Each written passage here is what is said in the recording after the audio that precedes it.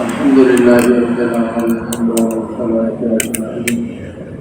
والصلاة والسلام على أشرف الأنبياء والمرسلين سيدنا ومولانا أبي القاسم محمد اللهم صل على محمد وآل محمد وعلى أهل بيته الطيبين الطاهرين لا سيما بقية الله الطاهرين واللعن على أعدائهم أجمعين. أما بعد فقد قال الله سبحانه في محكم كتابه الكريم أعوذ بالله من الشيطان الرجيم بسم الله الرحمن الرحيم وتحملوا أثقالكم إلى بلد لم تكونوا بالغيه إلا بشق الأنفس إن ربكم لرؤوف رحيم والخيل والبغال والحمير لتركبوها وزينة ويخلق ما لا تعلمون. 7 اور 8 نمبر کی آیت میں سورہ مبارکہ نحل کی انشاءاللہ رب العزت ہے. اور یہ جانور جو آپ کے لیے خدا عالم نے خلق کیے ہیں یہ بہت ہی بھاری چیزوں کو آپ کے لیے گھر سے ادھر لے جاتے ہیں اور آپ ان پر سواری کرتے ہیں. آپ لوگ جانتے ہیں کہ ابھی جدید دور ہے، مختلف چیزیں سامنے آ رہی ہیں، لیکن قدیم زمانے میں یہی جانور تھے جو نقل و حمل کا سبب بنتے تھے اور انہی سے جو ہے وہ انسان ادھر سے ادھر سفر کرتا تھا. آخر میں خدا تعالیٰ فرماتے ہیں نہ ربکم لرؤوف رحیم. خدا کے مطالب بہت ہی رافت اور رحمت والا ہے، یعنی اس نے اس کائنات میں تمام وسائل فراہم کیے ہیں، تمام نعمتیں فراہم کی ہیں آپ کے لیے تاکہ آپ ایک بیلنس اور مناسب زندگی زمین پر گزار سکیں. اگر یہ تمام چیزیں نہ ہوں تو انسان جو ہے وہ مشقت میں پڑے گا کہ وہ کیسے اگر قدیم دور کی طرف چلے جائے تو ایک شہری اس جگہ تک لے جانا ان کے لیے ناممکن ہو جائے گا.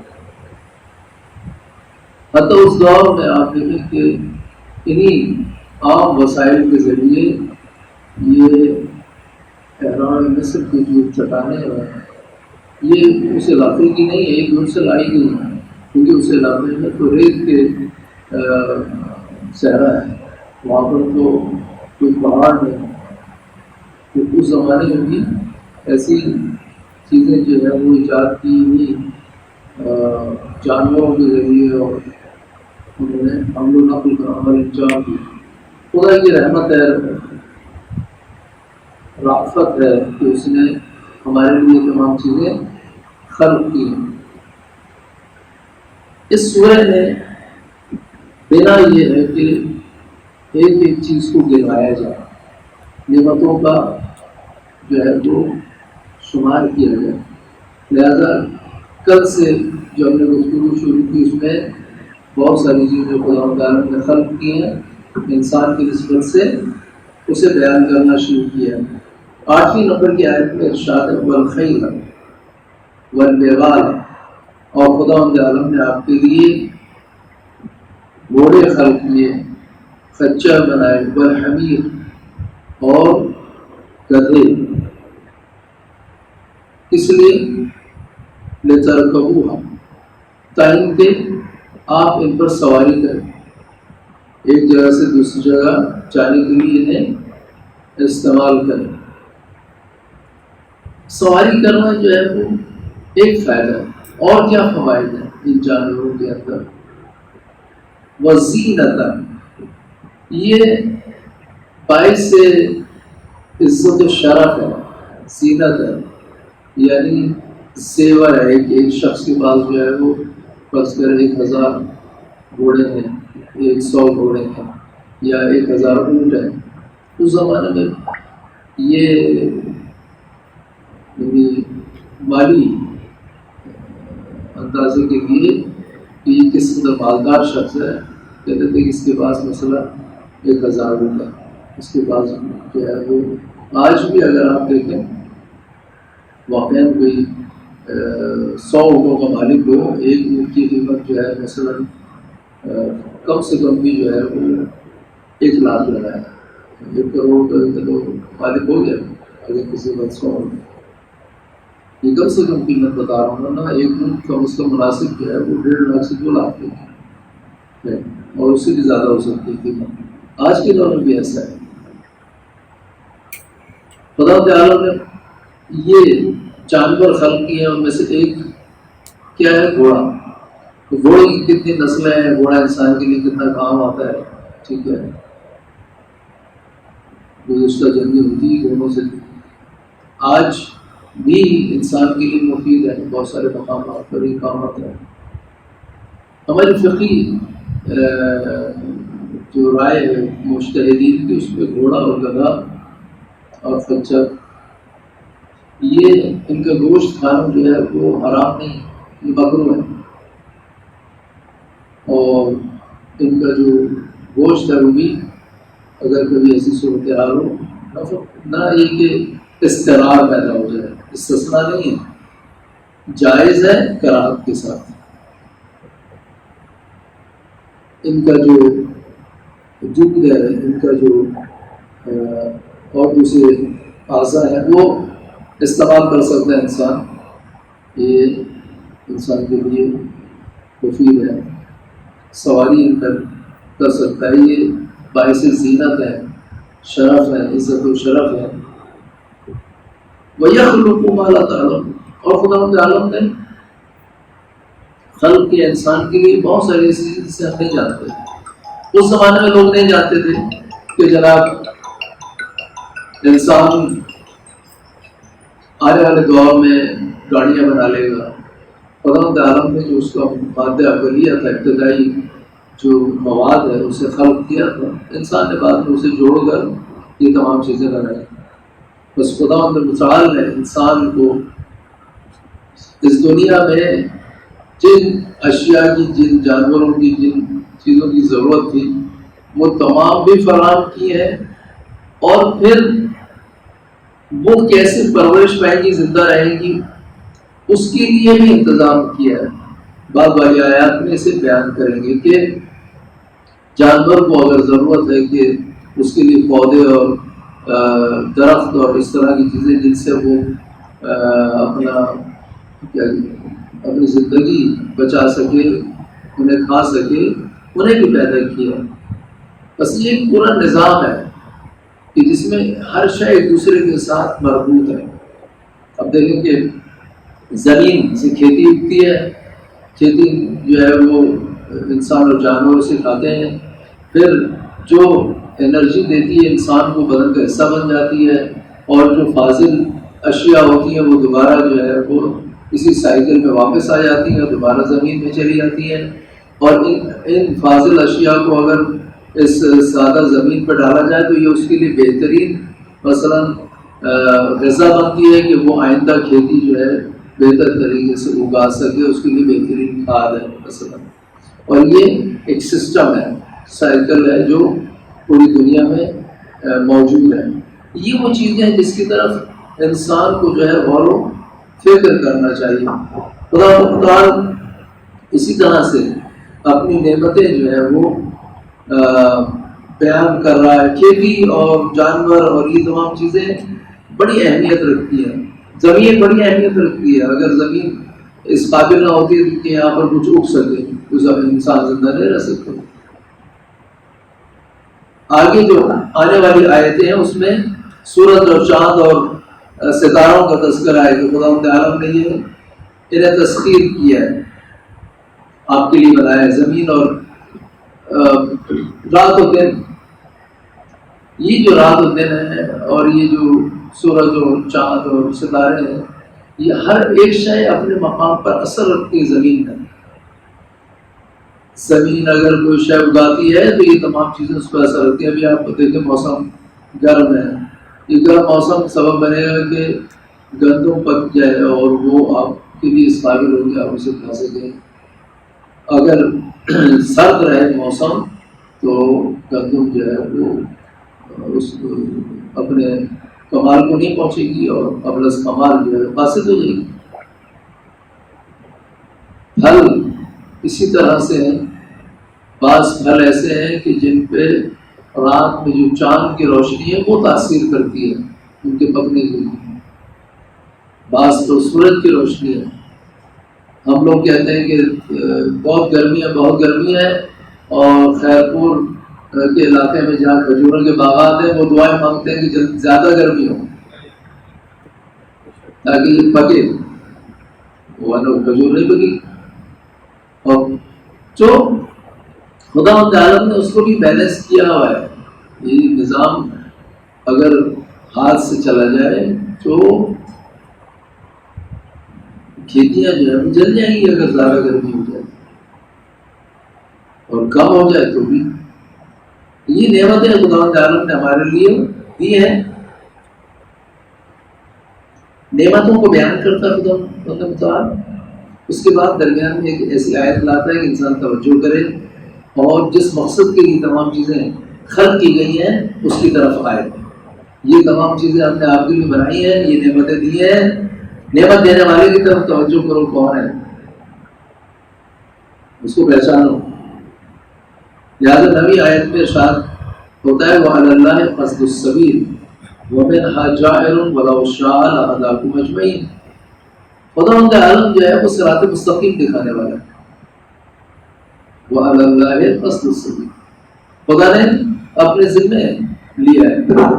کوئی خدا کے اوپر جو ہے وہ لازم نہیں کر سکتا کہ خدا کی ذمہ داری یہ کام کرے، نہیں، خدا نے خود اپنے ذمہ لیا ہے، خدا کی حکمت کا تقاضا ہے۔ کوئی اگر کہے کہ خدا عالم کے اوپر واجب ہے کہ وہ یہ کام کرے، اس نے انسان کو پیدا کیا، اس کے واجب ہے کہ وہ اسے کھانا بھی دے۔ خدا متعال حکیم ہے۔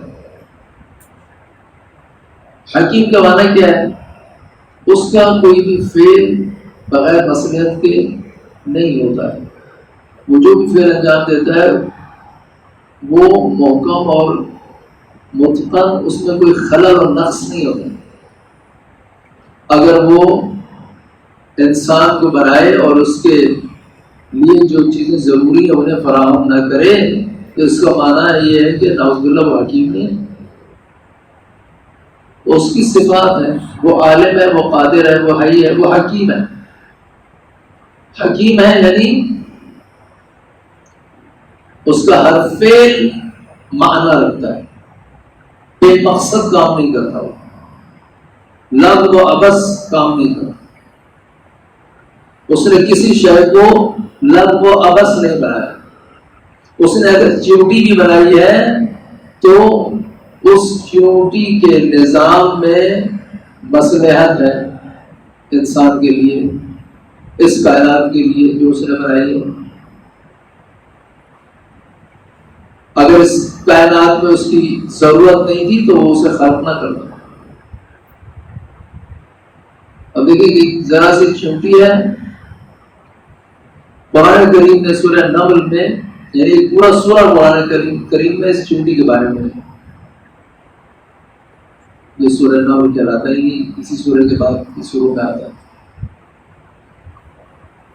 کہ جہاں ہمیں یہ نظر آتا ہے کہ ایک چیوٹی اپنی جو ملکہ ہے چیوٹیوں کی، وہ اپنی چیوٹیوں کو خطاب کرتی ہے کہ تم اپنے بلوں میں گھس جاؤ، جناب سلیمان کا لشکر، جناب سلیمان اور ان کا لشکر آ رہا ہے، ایسا نہ ہو کہ تمہیں روکتے ہوئے چلے جائیں، لِأَنَّهُمْ قَوْمٌ لَا يَعْقِلُونَ۔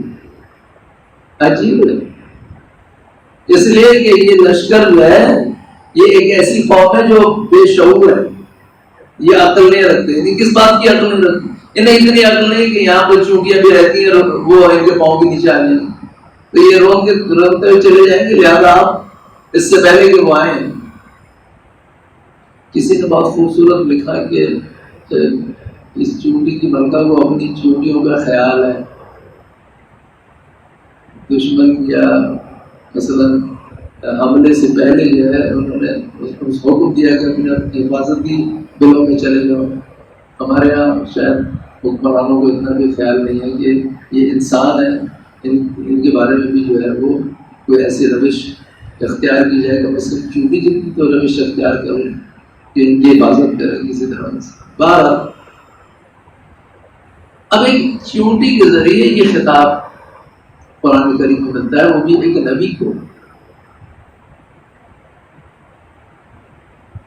اس لشکر میں حضرت سلیمان بھی شامل ہو. بس یہ جو کائنات ہے یہ مصلحت رکھتی ہے. کیا کہلوایا اس سے؟ یہ کہلوا دیا.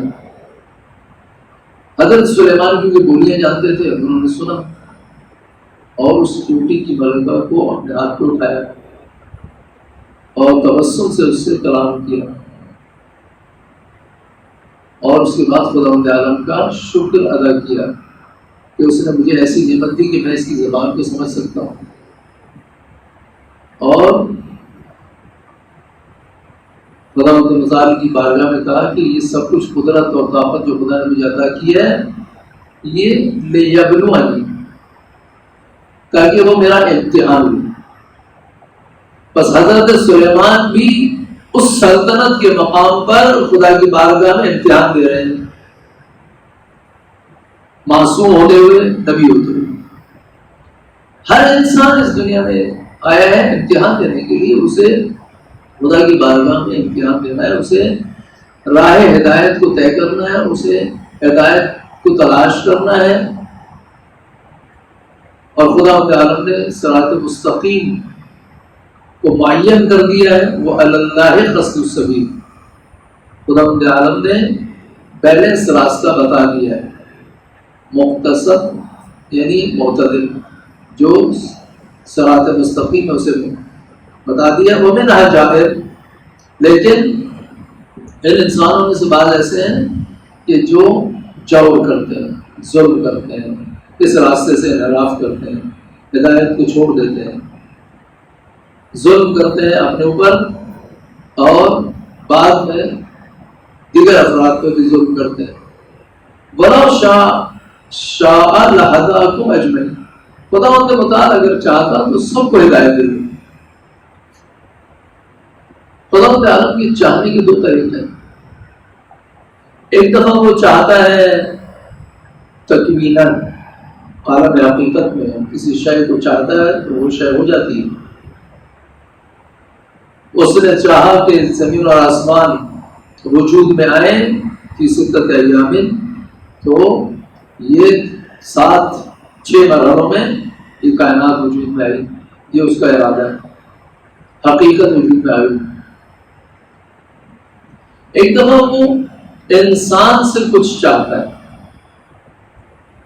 انسان سے چاہتا ہے کہ وہ رائے ہدایت پر آئے، لیکن تکویناً نہیں، یعنی وہ ارادہ کرے اور انسان جو ہے وہ ہدایت پا جائے. نہیں،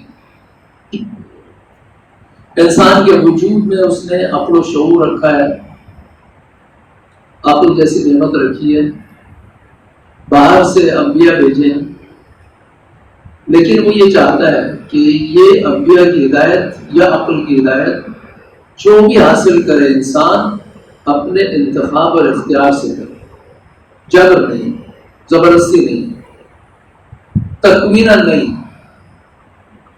کائنات میں جبراً سب کو مسلمان بنا دے خدا اور راہ حق پر لگا دے اور سب کو مثلا مومن بنا دے، نہیں. اس نے راستے کھلے رکھے، عقل دی ہے، انبیاء بھیجے ہیں، اور جو بھی ہدایت پانا چاہتا ہے وہ صراط مستقیم پر پہنچ سکتا ہے. گزشتہ ایام میں جو آپ کے سامنے مثال معروف ہے وہ حضرت سلمان فارسی کی ہے کہ وہ آتش پرست تھے، پھر وہاں سے نکلے، عیسائی بنے، پھر یہودی بنے، عیسائی ہوئے، پھر وہاں سے ہوتے ہوتے جو ہے وہ مدینے آئے اور انہوں نے جو ہے اسلام قبول کیا، مسلمان ہوئے، اور پھر مسلمانیت میں بھی انہوں نے کمال پیدا کیا اور اولیاء الہی میں سے قرار پائے. مقام ولایت کو انہوں نے پہچانا، یہاں تک کہ رسول گرامی نے فرمایا سلمان من آل البیت. یہ راستہ کھلا ہے، سب کے لیے کھلا ہے، حضرت سلمان کے لیے فقط نہیں کھلا.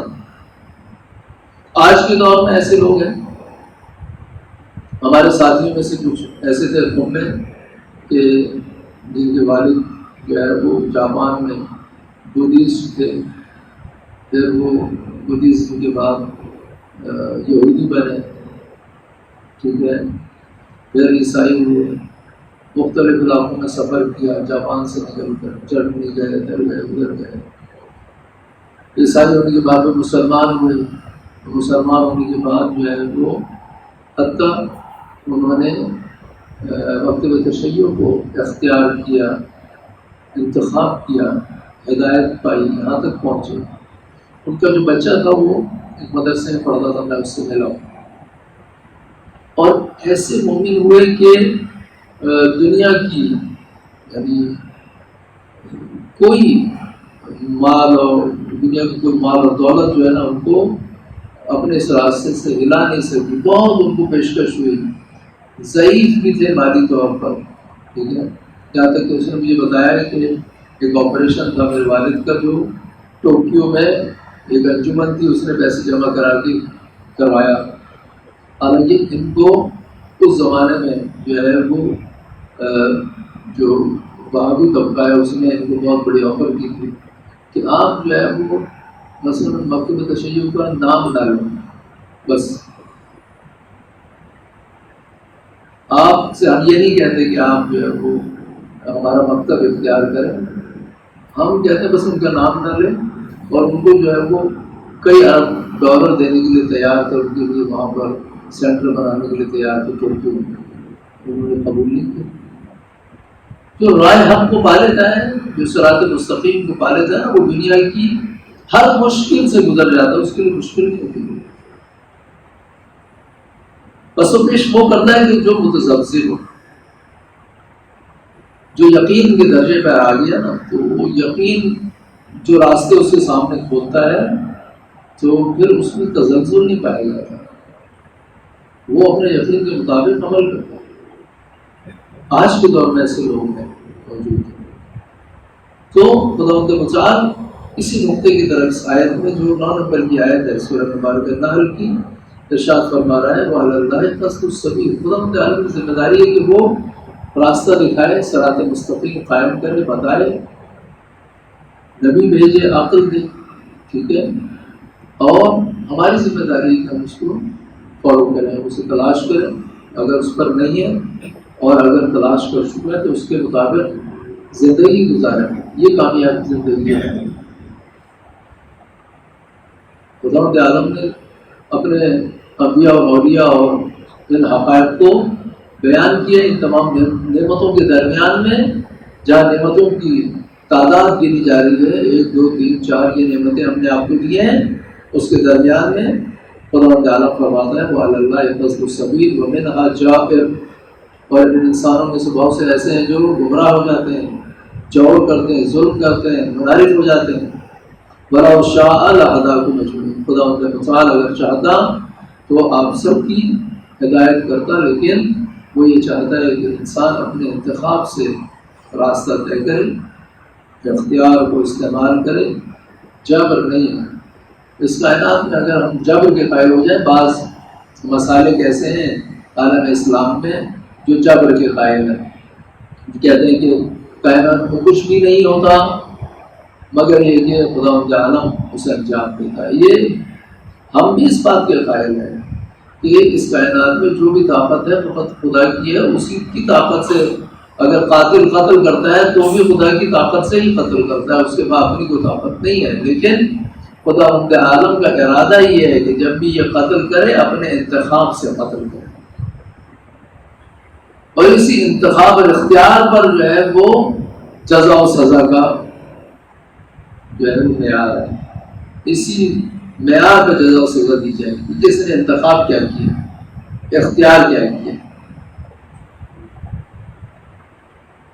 اگر اختیار سلب کر لیا جائے انسان کا تو انسان میں یعنی ایک آلے کی طرح ہو جائے، جیسے چھری کاٹتی ہے اسے نہیں پتا کہ وہ کاٹ رہی ہے، انسان بھی اسی طرح سے ہو جائے کہ وہ اگر برا کام کرتا ہے تو بھی خداوند عالم اس سے کرواتا ہے، اچھا کام کرتا ہے تو بھی خداوند عالم اس سے کرواتا ہے، اس کے اپنے ارادے کا اختیار کوئی اثر ہی نہیں ہے، یہ مختار ہی نہیں ہے، مجبور ہے۔ اگر صبح سورج نکلتا ہے تو سورج کے لیے کہا جائے گا کہ یہ سورج جو ہے وہ بہت ہی نیک کام کرتا ہے، نیک ہے سورج، مثلا نیک سیرت ہے اس کی، اس کا نکلنا ہے جبری نظام کے تحت اسے نکلنا ہے، تو ہر روز اس کے نکلنے میں اس کے لیے ثواب لکھا جائے گا، سورج آج نکلا ہے آج اتنا ثواب ملے گا، نہیں ہے ایسا۔ اسے اپنے فلک میں گھومنا ہے۔ ایک انسان ہے جو صاحب اختیار ہے، یہ مجبور نہیں ہے۔ خدا وند عالم کو علم ہے کہ یہ ایسا کرے گا، ٹھیک ہے، خدا وند عالم کو علم ہے اور اس کے علم کے خلاف بھی نہیں ہوتا ہے، بس یہ جب ایسا کرے گا تو خدا کے علم میں تھا، بس یہ مجبور ہے، نہیں ایسا نہیں ہے۔ خدا کے علم میں جب یہ تھا کہ زید صبح 10 بجے جمعہ کے دن یہ غلط کام کرے گا، تو یہ علم الہی خدا وند متعال کی مشیت و ارادے کے ساتھ ہے، اس کی صفات ایک دوسرے سے جدا نہیں ہے، اس کا علم عین ارادہ ہے، ارادہ عین علم ہے۔ جب اسے علم ہے کہ ایسا کرے گا تو اس ارادے کے ساتھ ہے کہ یہ خدا نے ارادہ کیا ہے کہ یہ یہ انتخاب کرے گا، اپنے انتخاب سے یہ کام کرے گا۔ بس انتخاب کرنا اور ارادے سے کام کرنا، یہ خدا وند عالم کا ارادہ ہے کہ انسان انتخاب کرے، ارادے سے کام لے، اختیار سے کام لے۔ وہ اختیار کرنے میں یوں کہا جائے کہ مجبور ہے، وہ بغیر انتخاب کے کام نہیں کر سکتا۔ آپ لوگ ابھی اپنے انتخاب سے یہاں آئے درس کے لیے، ابھی بھی اگر کوئی اٹھ کے جانا چاہے جا سکتے ہیں، صاحب اختیار۔ کل جو نہیں آیا تھا آج آیا، کل کا وہ صاحب اختیار۔ اسی انتخاب پر جو ہے وہ جزا و سزا ہے۔